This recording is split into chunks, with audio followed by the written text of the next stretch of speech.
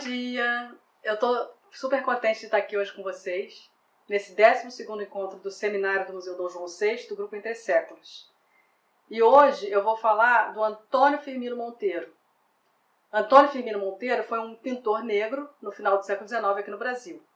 E algumas perguntas foram o meu ponto de partida. A primeira delas seria como que o Firmino Monteiro ingressa na história da arte no Brasil, ou seja, como é que ele foi apresentado, pelos críticos, pelos historiadores da arte ao longo das décadas. E como que as mudanças na historiografia da arte, como que essas mudanças vão modificando as perguntas que a gente faz ao estudar o Firmino Monteiro e as suas obras. Porque é óbvio que as perguntas que a gente faz às obras do passado, elas nascem sempre do nosso olhar contemporâneo. Então não é porque eu estou estudando uma obra do século XIX que eu vou usar perguntas do século XIX. As minhas perguntas elas vão estar nascendo da minha vivência hoje em dia, com os problemas que estão mobilizando as pessoas hoje em dia. E, na verdade, foi exatamente isso, foi daí que surgiu o meu interesse em estudar o Firmino Monteiro. Foi por conta dessas demandas recentes da historiografia da arte. E, na verdade, a partir das minhas turmas de graduação, do bacharelado em História da Arte, na Escola de Belas Artes da UFRJ. Os estudantes começaram a me pedir mais conteúdo sobre os artistas negros.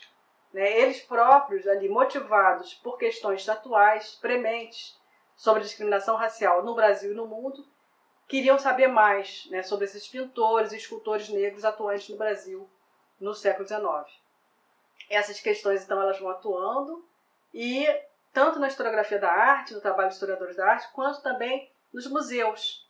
Então, é importante a gente lembrar das exposições recentes que têm surgido. Por exemplo, no Museu Nacional de Belas Artes, em 2018, teve a exposição Das Galés às Galerias, que mostrava obras tanto obras que estavam mesmo nas salas de exposição, outras que estavam na reserva do museu, mas sempre de autoria de artistas negros. E fora do Brasil, a primeira que eu estou me lembrando, porque foi uma exposição que inclusive eu visitei, foi o Le Modèle Noir, o modelo negro, que foi organizada no Museu d'Orsay, em 2019. Sendo que é interessante da gente observar que lá na França era o modelo negro. Então, assim, os pintores, os artistas que estavam trabalhando eram brancos, mas eles não tinham, como nós aqui, que a nossa exposição era dos próprios, os protagonistas eram os artistas negros. Aqui no Brasil, a gente teve muito as iniciativas do Emanuel Araújo. Em 1988, nas comemorações dos 100 anos da abolição da escravidão no Brasil, o Emanuel Araújo foi um idealizador de vários projetos. Então, primeiro, editaram-se 2 livros e foi realizada uma grande exposição no MAN São Paulo. Um dos livros foi Os Pintores Negros do 800. Esse livro tem o texto do José Roberto Teixeira Leite. E o outro é A Mão Afro-Brasileira, que reuniu vários autores e que era uma publicação ali paralela à exposição no MAN de São Paulo, desse mesmo ano, 1988. Depois, ainda fomentado pelas iniciativas do Emanuel Araújo, em 2004 foi criado o Museu Afro-Brasil, também lá em São Paulo, e em 2010 houve uma segunda edição da Mão Afro-Brasileira. Bom, a gente sabe, todos sabem que na Academia Imperial das Belas Artes, aqui no Rio, muitos estudantes eram negros. E isso é possível de ser visto até em fotografias que foram tiradas nos ateliês da academia, como essa, por exemplo, que é do acervo do Museu Dom João VI, da Escola de Belas Artes. Nessa foto a gente vê vários ali estudantes que são negros, mas a gente não identifica, a gente ainda não sabe os nomes de todos esses artistas que estão aí. Mas a gente também tem outros retratos, tanto fotográficos, mas também retratos desenhados ou pintados, nos quais esses artistas estão identificados. Nesse caso, a gente pode mencionar os mais conhecidos, como o Estevão Silva, que foi esse grande pintor de naturezas mortas, foi um contemporâneo do Antônio Parreiras. Inclusive, no livro que o Antônio Parreiras escreve, Histórias de um Pintor Contadas por Ele Mesmo, ele conta vários causos do Estevão Silva. Ou também os irmãos Arthur e João Timóteo da Costa. Esses tiveram uma carreira super bem sucedida, e já no início do século XX. Mas há muitos outros, como os pintores Emanuel Zamor, Horácio Ora, Crispim do Amaral, o Antônio Rafael Pinto Bandeira, que inclusive era um amigo do Firmino Monteiro, Rafael Frederico, os escultores Altino Barbosa ou o pintor Dias Júnior. Esses todos que vocês viram agora, as fotografias, os retratos deles. Assim como o próprio Firmino Monteiro, que agora a gente está vendo aqui, um retrato pintado. É uma pintura sobre porcelana, uma belíssima, de uma delicadeza que está no acervo do Museu Nacional de Belas Artes. Esse retrato está assinado por uma mulher, a Emma Murru, é uma artista da qual a gente nada sabe até o momento, a gente supõe que ela, pelo nome que ela é de origem francesa, mas é muito interessante de observar nesse retrato feito pela Emma Murru essa atitude muito altiva, né, do Firmino Monteiro, a elegância dele, até na forma como ele está vestido, esses braços cruzados sobre o peito, a gente percebe essa firmeza, uma firmeza na atitude do Firmino. Até o nome dele, né, Firmino, e a sua firmeza. O olhar dele é interessante, né? Ele olhando ali para o lado, parece que ele está nos escapando, quase como se ele estivesse ignorando a nossa presença. E também esse olhar que escapa, ele faz a gente imaginar esse campo fora do quadro. Para onde que esse pintor está olhando? Quais são os pensamentos que estão passando pela sua mente? Bem, a determinação do Firmino, né, esse caráter de um trabalhador incansável, são características que sempre foram apontadas pelos autores que escreveram sobre ele, desde os jornais da época, né, no início da carreira dele, desde os primeiros passos ainda como aluno da academia, até o final de sua vida. Sempre, todos os que escreveram sobre Firmino vão destacar essa dedicação dele à arte, e isso sempre foi muito elogiado. Aliás, é importante dizer, né, que foi para essa pesquisa aqui, os artigos de jornais e revistas que estão disponíveis na Hemeroteca Digital da Biblioteca Nacional foram fundamentais. Aliás, como para todas as pesquisas hoje em dia, principalmente nesses tempos pandêmicos. Mas é impressionante a quantidade de artigos e notas publicadas sobre o Firmino Monteiro entre 1880 e 1888, que é o ano do seu falecimento, é impressionante mesmo. O Firmino vai ser muito atuante no meio artístico carioca e foi frequentemente citado em matérias de jornais que divulgavam as suas exposições, comentavam as suas obras e, em geral, com muitos elogios. As notícias que aparecem e as homenagens por ocasião da sua morte, né, ele morre dia 3 de julho de 1888, no dia seguinte, já no dia 4 de julho, começam a aparecer várias notas em jornais, poesias, são uma prova do reconhecimento que ele alcançou. Aqui eu coloco, para vocês terem uma ideia, uma imagem que eu tirei aqui do meu computador, que são as pastas em que eu salvei todos esses artigos. E a gente pode ver então os nomes dos jornais e revistas que até o momento eu consultei. Então são a Estação, Brasil, Gazeta de Notícias, Gazeta Literária, Gazetinha, o Jornal do Comércio, o Mequetrefe, o Fluminense, a Revista Ilustrada e a Revista Musical. E quando a gente lê assim, no geral, né, faz esse apanhado, uma leitura geral de todos esses artigos, a primeira coisa que me chamou a atenção, é que em nenhum desses artigos, o Firmino Monteiro é identificado como um pintor negro. Não se toca nesse assunto. Se uma pessoa não vê o retrato do Firmino, né, se não vê a figura dele, só lendo os artigos de jornais do século XIX, não seria possível saber a cor da pele do Firmino. E se a gente voltar à bibliografia de História da Arte no Brasil, né, que foram ir buscando quais são as referências, o que se falou sobre o Firmino em toda essa literatura, essa ausência de referências ao fato dele ser um pintor negro permanece. Sempre nos livros publicados antes de 1988. Então, por exemplo, começando com Gonzaga Duque e o Félix Ferreira, que foram dois críticos contemporâneos do Firmino, que escreveram longos artigos sobre ele na imprensa e também são os primeiros a publicar livros, né, inaugurais da história da arte brasileira. Félix Ferreira vai publicar Belas Artes, Estudos e Apreciações, em 1885, e o Gonzaga Duque vai publicar A Arte Brasileira, em 1888. Esses dois livros foram publicados com o Firmino ainda vivo, né, ainda em vida antes da sua morte, que vai acontecer em julho de 88. Tanto que no livro do Gonzaga Duque, que é publicado em 88, ele chega a comentar assim, que o Firmino ainda era muito moço e que era necessário esperar um pouco para que ele chegasse aos seus 40 anos de idade, que a gente poderia então avaliar os seus progressos e a contribuição dele para a arte brasileira. Ou seja, ele está ali aguardando que o Firmino amadureça e tal. E, no entanto, né, a gente sabe que ele morreria naquele ano, aos 33 anos de idade.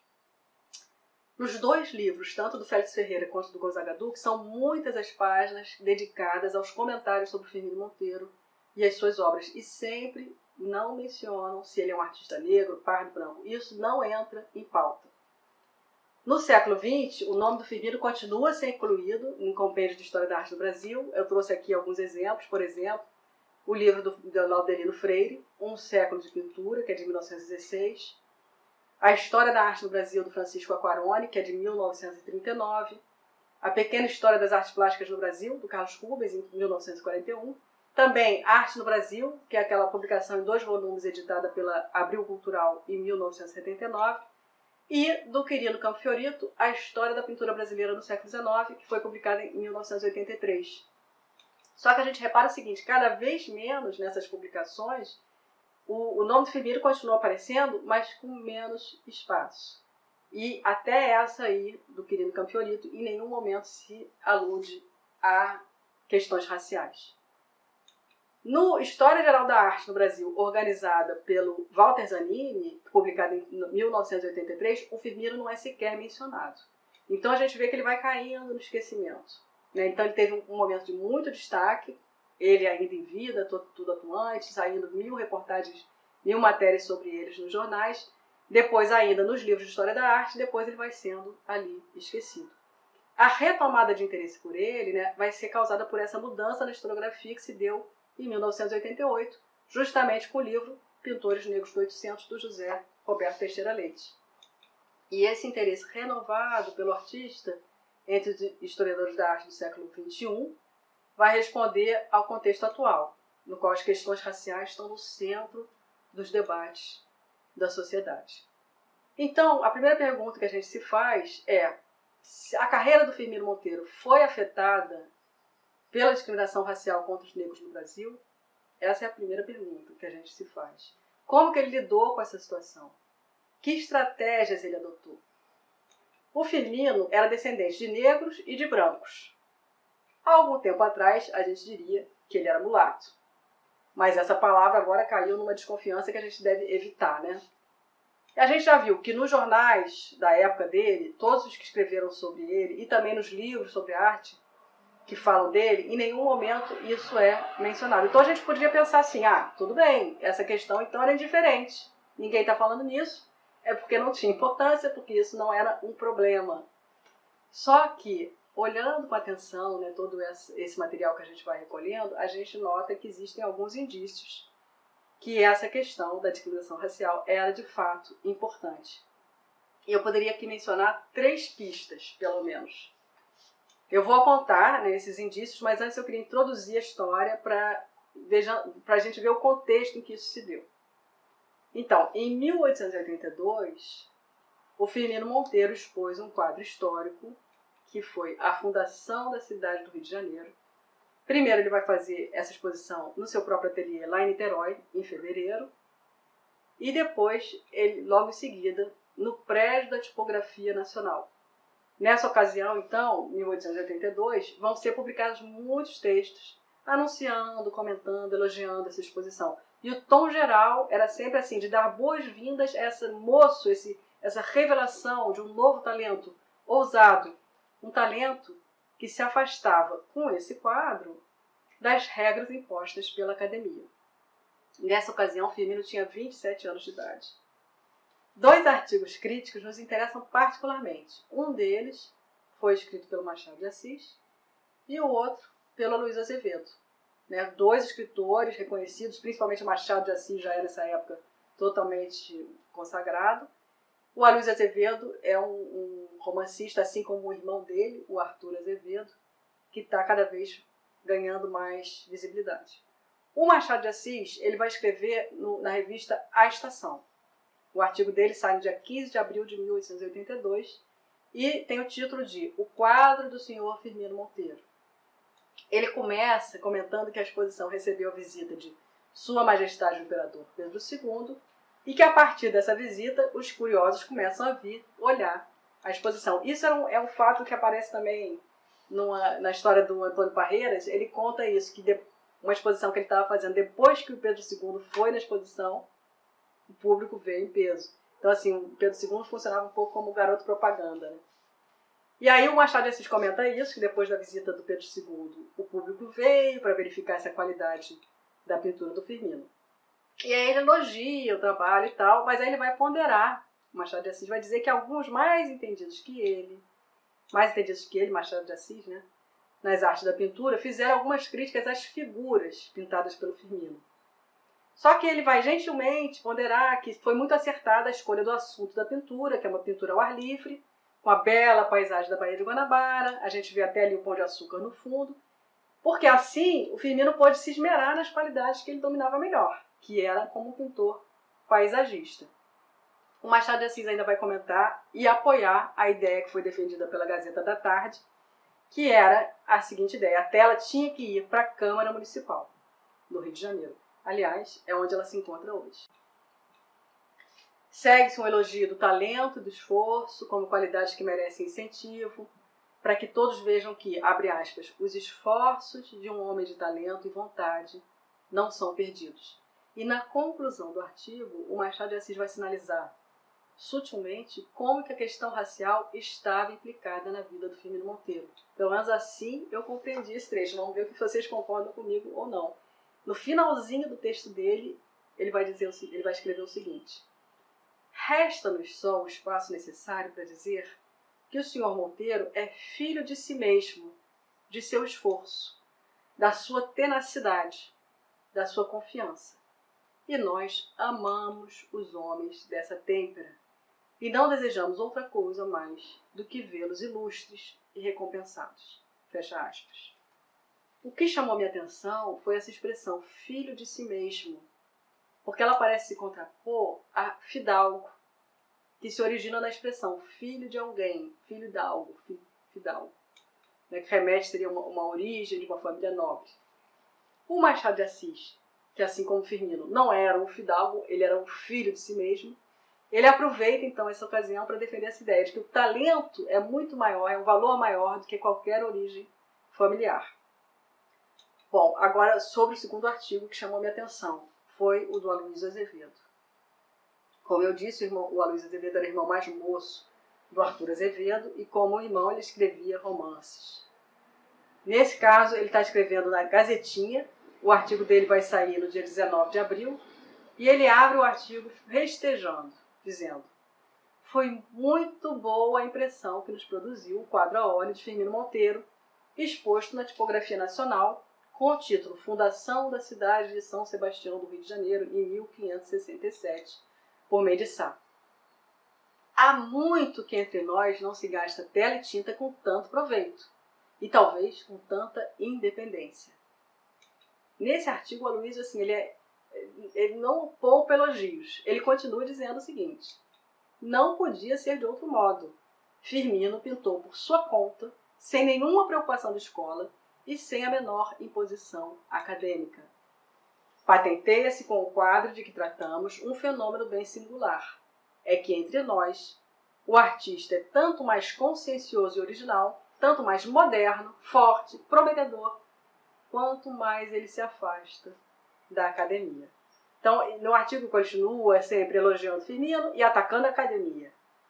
Elogiando Firmino e atacando a academia. Inclusive, ele vai apontar tendências impressionistas nesse quadro. A gente vai voltar a isso, porque isso é uma coisa que me bateu muito na minha atenção. Embora, nesse artigo, o Aloysio Azevedo não toque em questões de discriminação racial, ele tinha acabado de escrever e publicar no ano anterior, em 1881, o seu romance O Mulato. O mote desse romance, o drama principal, era justamente a discriminação racial. O Mulato é considerado um dos primeiros romances naturalistas brasileiros e ele foi muito falado e comentado quando foi lançado.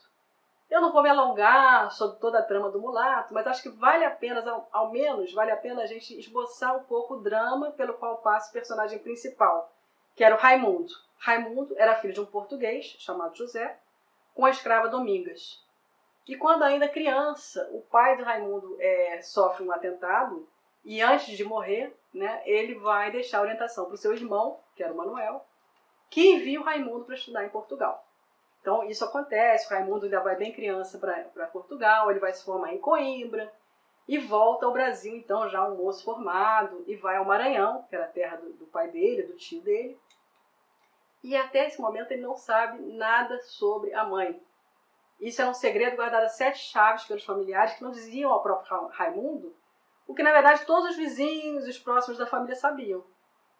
E aí o Raimundo vai se apaixonar pela prima, que era a filha do Manuel, a Ana Rosa, e vai pedir a mão da Ana Rosa em casamento, e aí ele vai ter um choque quando ele pede, né, ao tio dele a mão da prima para se casar, e o tio acaba revelando: recusei-lhe a mão de minha filha porque o senhor é filho de uma escrava. O senhor é um homem de cor. Infelizmente esta é a verdade. Concordo que seja uma asneira, concordo que seja um prejuízo tolo. O senhor, porém, não imagina o que é por cá a prevenção contra os mulatos. Nunca me perdoariam um tal casamento. Então essas são as falas do Manuel, né, o tio do Raimundo. E mais adiante no romance vem um trecho em que o próprio Raimundo se entrega aos seus pensamentos.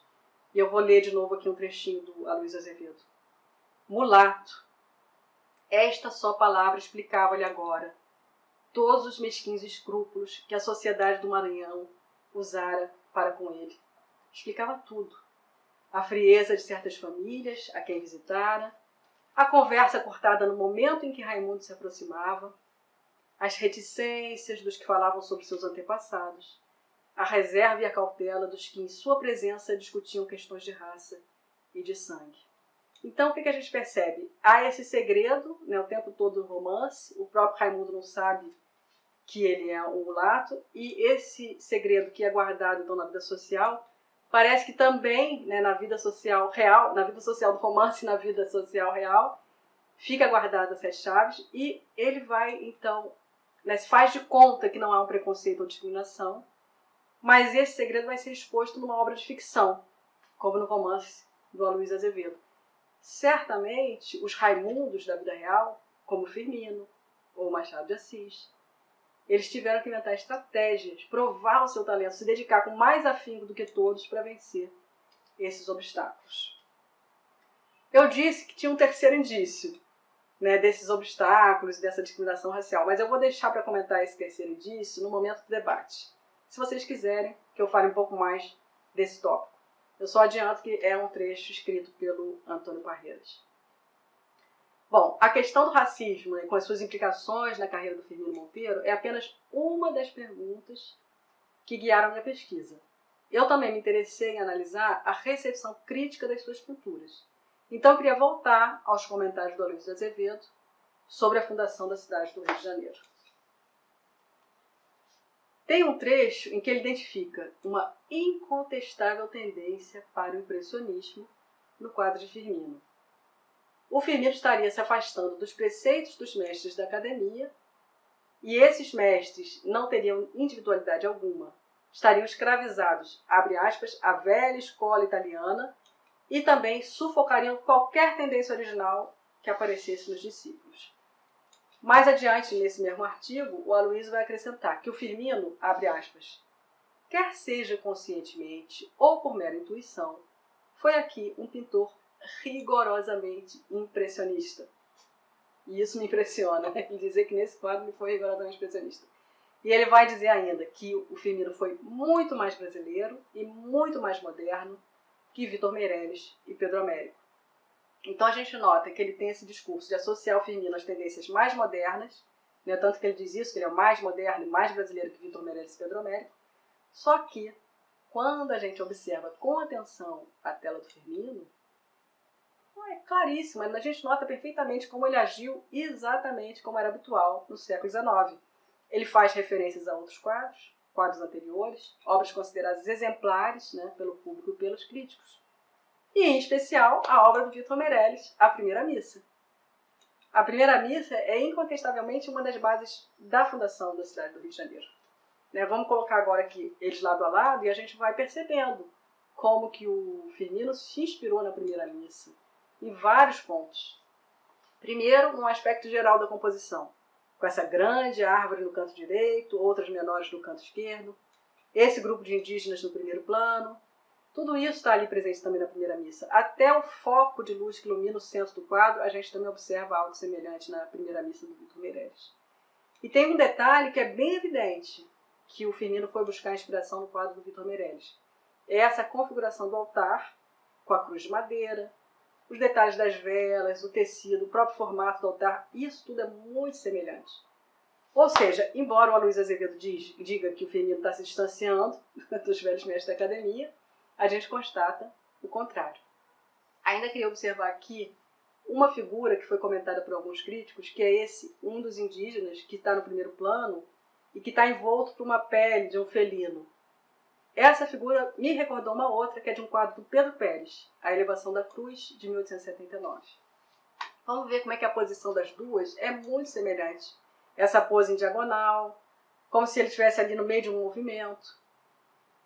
E esse mesmo indígena do Pedro Pérez, ele me faz lembrar um outro que foi pintado pelo Jean-Baptiste Debré, numa aquarela que se chama Da Família dos Botocudos, e que é reproduzida em litografia na Viagem Pitoresca Histórica ao Brasil, publicada pelo Debré em 1834. Então a gente vai notando aí como se, na verdade, tem uma tradição, e isso não era problema algum para os artistas do século XIX de fazerem essas referências, né, citações de quadros anteriores. E o Firmino vai agir assim. Quanto às menções sobre o impressionismo, não é o único, né? O Aloysio Azevedo não é o único que vai associar o Firmino Monteiro ao impressionismo. Daqui a pouco a gente vai ver isso e vai ver que também outras pinturas dele que até a gente pode aproximar com mais facilidade do movimento impressionista. Mas a fundação da cidade do Rio de Janeiro, eu acho muito complicado associar essa pintura ao impressionismo. Para a gente, hoje em dia, é muito difícil entender essa associação.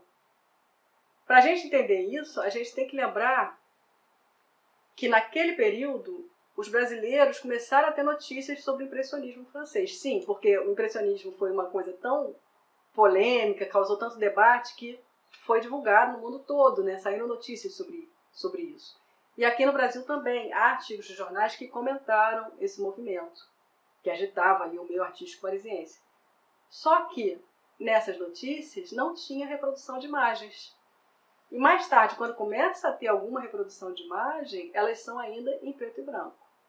Ou seja, os leitores, os que não puderam ir à Europa para ver as pinturas ao vivo, eles tinham que se basear nas descrições, nos comentários críticos.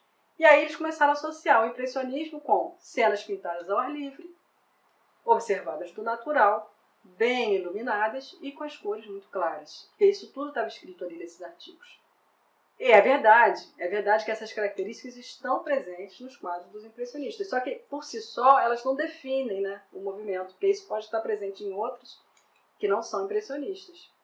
As marcas mais características do impressionismo, tipo as pinceladas fragmentadas, as sombras coloridas, essa construção por manchas, sem essas linhas de contorno muito definidas, que hoje são conhecidas por todos que admiram as obras dos impressionistas, não eram o conhecimento dos brasileiros que não tinham ido ver as obras na Europa. E esse não foi o caso do Firmino Monteiro. Na verdade, assim, o Firmino Monteiro, ele foi à Europa. Então, ele tem eu já falei que ele morre aos 33 anos, nessa breve vida artística dele, ele vai passar 3 temporadas na Europa, onde ele visitou a França e a Itália. Uma primeira vez entre 1880 e 81, uma segunda vez entre 1883 e 84, e a terceira vez entre 1885 e 1887. A primeira viagem, a de 1880, o Firmino realizou depois de ter vendido um quadro, que era o Ezequiel de Camorim, para a Academia Imperial de Belas Artes. Ele tinha exposto esse quadro na Exposição Geral de 1879. O assunto dele era baseado na passagem de um poema, A Confederação dos Tamoios, que foi escrita em 1856 pelo Gonçalves de Magalhães. E hoje faz parte do acervo do Museu Nacional de Belas Artes. Observando esse quadro, a gente percebe como as cores são muito mais sombrias, né, do que as cores que ele usou na fundação da cidade do Rio de Janeiro. Talvez esse clareamento da paleta que se deu aí nesse intervalo fosse uma consequência da estadia na França. É uma hipótese. A segunda estadia do Firmino na Europa, que vai datar de 1883, vai se dar depois que ele consegue vender o quadro da fundação da cidade para a Câmara Municipal. A gente vai vendo isso se repetindo. Ele faz um movimento, ele vende um quadro de maior valor, aí ele passa uma temporada lá fora. Nesse momento, em 83, ele vai ficar quase um ano na Europa e ele vai voltar ao Rio de Janeiro em 1884. E aí, em maio, ele vai realizar uma grande exposição no ateliê do fotógrafo Winsley Pacheco. O Winsley Pacheco era fotógrafo e pintor e ele tinha organizado um espaço de exposições no estúdio dele. E aí vão sair vários comentários na imprensa sobre essa exposição do Firmino. E mais de um crítico vai falar do impressionismo do Firmino. Um desses críticos é o Gonzaga Duque. Ele vai escrever no jornal O Brasil, aliás, Brasil só, em 3 de junho de 1884. O Firmino, diz o Gonzaga Duque, pinta as paisagens com, abre aspas, processo da escola impressionista, tomando, abre aspas, a primeira impressão em seu momento de ação. E um dos quadros que o Gonzaga Duque vai identificar com o impressionismo é o Folias do Espírito Santo na Roça. Provavelmente, esse é o quadro que hoje em dia faz parte do acervo da Pinacoteca do Estado de São Paulo, com o nome de Bandeira do Divino. Gonzaga Duque vai descrever esse quadro com as seguintes palavras. Espírito Santo na Roça é um quadro de grandes dimensões, representando uma paisagem larga, aveludada de capim em diferentes tons, quase despida de árvores. Ao fundo percebe-se, na grande luz do meio-dia, o azul limpo e sereno da Guanabara, cumes de montanhas azuladas e uma parte da ilha de Jurujuba. No plano direito, 2 ou 3 copas de mangueiras e no plano contrário a este, junto de uma porteira, árvores retorcidas, de tronco claro e folhagem desigual. Uma estrada longa atravessa todo o primeiro plano em uma linha recurva. A gente nota que está batendo direitinho com o quadro que eu estou mostrando. E ele vai continuar ainda dizendo, no plano esquerdo, há 5 capadócios, tocadores de violas e de pandeiro, que em companhia de mulheres divertem-se livremente, sem a visita incomodativa de um agente de polícia. Essa parte que ele fala desse agente de polícia, ele está se referindo a um outro quadro do Firmino, que é o Vidigal, que eu vou mencionar um pouco mais para frente. Ainda nas palavras do Gonzaga Duque, ele diz, tratado com largueza, com especialidade, o vasto campo que se desdobra até o horizonte. Vemos aí o processo que Firmino Monteiro usa para pintar a paisagem. É o da escola impressionista. Nesse mesmo artigo, Gonzaga Duque vai afirmar que é o impressionismo a escola mais adequada para pintar, abre aspas, a belíssima selvageria da natureza brasileira. Mas sem cair nos exageros, ele diz. Um outro crítico que menciona o impressionismo do Firmino nessa exposição é o Félix Ferreira. Ele vai publicar no mesmo jornal, Brasil, alguns dias antes, na verdade, no dia 29 de maio de 1884. E ele começa esse artigo falando que a estadia em Paris era fundamental para os artistas brasileiros. Ele vai dizer o seguinte, que os melhores pintores brasileiros, os da nova geração, deviam à acentuação da sua individualidade à florescente escola francesa. E aí ele vai citar o Décio Vilares, Aurélio Figueiredo, Almeida Júnior. E da mesma forma ele diz que o Firmino Monteiro voltou de Paris renovado e com uma individualidade acentuada. Ele vai dizer que o Firmino abandonou completamente a escola idealista e abraçara decidido a escola impressionista. De novo assim, a gente, para hoje em dia, são muito fortes nessas afirmações. No artigo, Félix Ferreira ainda complementa dizendo que com essa adoção do impressionismo vai lucrar a arte, porque essa é a sua verdadeira aptidão. Ele vai descrever as paisagens do Firmino, dizendo que são admiráveis os tons de luz, quer do crepúsculo da tarde, quer do da manhã, que se observam nas suas formosas paisagens da Serra dos Órgãos. A flutuação da névoa entre as montanhas é de uma naturalidade encantadora, e as cores, bronzeadas por um sol, que se não vê, mas que se sente vir ao longe, são esplêndidas. Tem o cunho da grandiosidade da natureza tropical. Então, os diversos críticos que vão escrever sobre o Firmino e sobre as obras dele sempre vão ser muito elogiosos às pinturas de paisagem. Alguns, inclusive, como Gonzaga Duque, por exemplo, eles vão lamentar que o Firmino Monteiro tenha enveredado pela pintura de história. Eles achavam que ele tinha que continuar o seu verdadeiro talento, que era a pintura de paisagem. Na verdade, o que a gente observa, ao longo da curta trajetória do Firmino Monteiro, que ele vai experimentar todos os gêneros de pintura.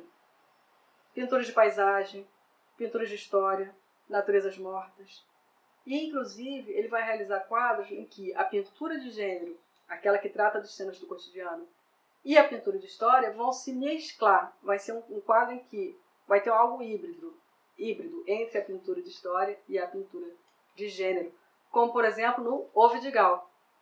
Esse quadro foi uma unanimidade entre os críticos e o público. As pessoas gostaram imensamente dessa novidade para eles, que era esse novo tipo de pintura, que contava casos acontecidos nos séculos passados. Nesse caso do Vidigal, acontecido durante o Brasil Colônia, só que sem abordar personagens super importantes, grandes heróis da história, e sim contando pequenas historietas com os personagens mais populares. Num artigo de jornal da época, inclusive, há um comentário, quase que um conselho, que se o Firmino explorasse esse filão, ele tiraria um grande proveito, tornando-se um mestre nessa pintura híbrida entre as cenas de gênero e a pintura de história. E tem um outro comentário que me chama muita atenção também, foi de um crítico. Esse crítico não se denomina, ele usa um pseudônimo, Kidan, e ele vai escrever na revista A Estação.